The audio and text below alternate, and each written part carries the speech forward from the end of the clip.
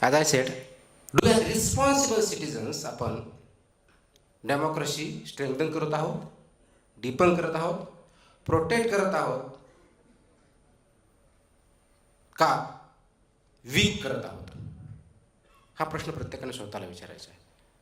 आणि डेमोक्रेसी फक्त ही is not a form of government, is a system, social system where society will grow on the democratic principles.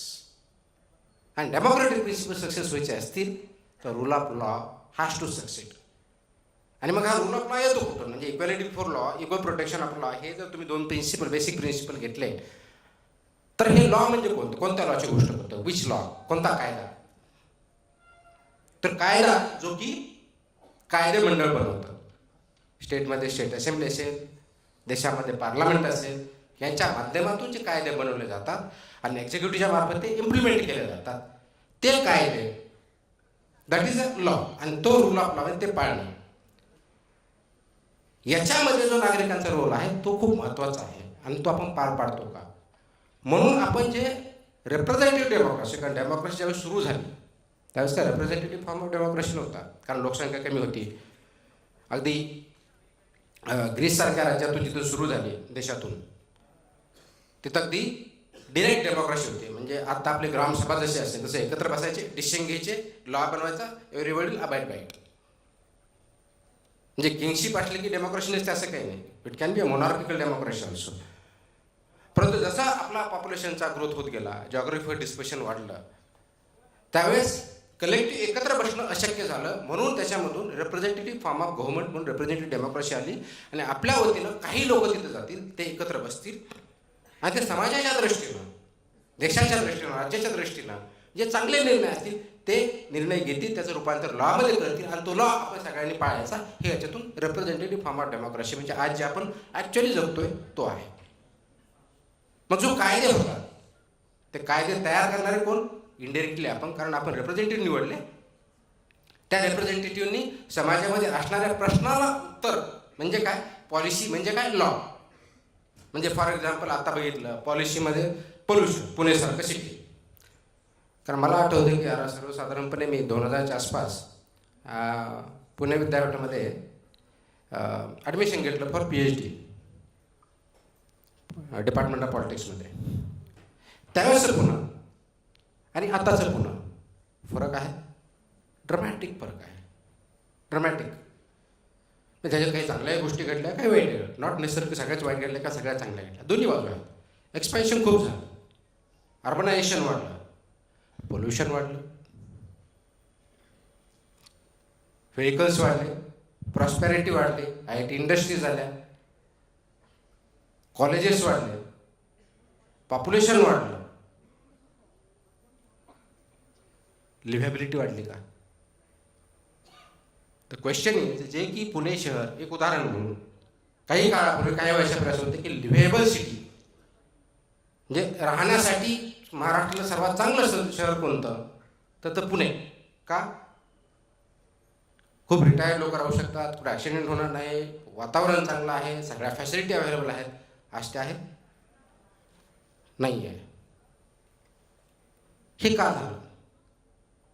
Is it because of people's representatives? Is it because of officers? Is it because की आपल्या democratic values, social values, moral values, ethical values decline झालेले आहेत? कारण आपण नेहमीच म्हणतो जुनं ते सोनं. कारण आपलं नेहमी एकतर पास्ट किंवा फ्युचर या दोनच गोष्टी विश्वास होतं, प्रेझेंटवरती विश्वासच ठेवत नाही आपण. And that is the biggest problem. We don't live in present, we either live in past or live in future. आणि आयरनी अशी आहे की if you take care of present, it will take care of both the past and the future. But we don't take care of present. We either repent what has been done or we think that this will not happen or this will happen in the future, but we never take steps to save the future rather than predicting the future. आणि म्हणून इंजिनिअरिंगची विद्यार्थी, तुम्ही ज्यावेळेस engineering शिकत असतात, गेल्या वेळेसही मी हा प्रश्न विचारला होता, आजही कदाचित विचारेल, what does engineering mean? What does engineering mean? Means you are engineering something, you create something. Right. So as say generation next माझ्यासारखे जनरेशन जी, अजून कोणतं पुढचे XYZ येते, नावं वेगळे आपण 20 वर्षानं 5 वर्षानं परत चेंजेस होत राहणार. Are we going to leave this planet in a better position than we came on this planet? This is the question you should answer. Are you going to engineer this planet for betterment of the people than I came here when I am living? The pedal of this planet, if it was here when I came on this earth or the planet, whether this is going up or this is going down, that is the question to be asked. प्रत्येक जण म्हणजे एवढं कोण विचार करतो, माझं आयुष्य मला जगायचं आहे, मी पुढचं कशाला विचार करू, मी कुटुंबाचा विचार करायचा, समाजाचा काय विचार करायचा आहे? If this is the answer, then none of us qualify to be real citizens. That is the question. कारण आपण सिटीजनशिप ॲक्टवरती आल्यानंतर व्हॉट्सअप भरपूर फॉरवर्ड केले असतील, फॉर ऑर अगेन्स्ट. CAA आलं, आम्ही प्रोटेस्ट करणार, आम्ही बरोबर नाही, हे बरोबर आहे, पाकिस्तानहून आले त्यांना कशाला द्यायला पाहिजे वगैरे डिबेट केलं. But have really pondered over की खरोखर सिटीजनशिप ॲक्ट वाटलाय का कोणी, त्या अमेंडमेंट वाटलेत का, त्याचे रिपरकशन्स, त्याला प्रोजेक्ट अप्रेझल फॉर्ममध्ये इंजिनिअरिंग म्हणजे म्हणतो, एखादा प्रोजेक्ट तयार करतो, त्या दृष्टिकोनातून बघितलं आहे का की ह्या अमेंडमेंट आल्यानंतर पुढच्या 10 वर्षात 20 वर्षात भारताचं पिक्चर काय असेल, चांगलं असेल, वाईट असेल, बेनिफिट असेल, लॉसेस असेल, what exactly will be the. Are we just reacting, are we being proactive? हा जर टॉपिक आपल्याला लिमिटेड डेमोक्रेसी पुरतं ठेवायचा असेल, आणि I am talking from democracy as a practice of governance and practice in society, because democracy is just not a form of government only. It's not just a political system. It's a social system as a whole. It's a social system. It's based on some principles. Are we following those principles? That is the question.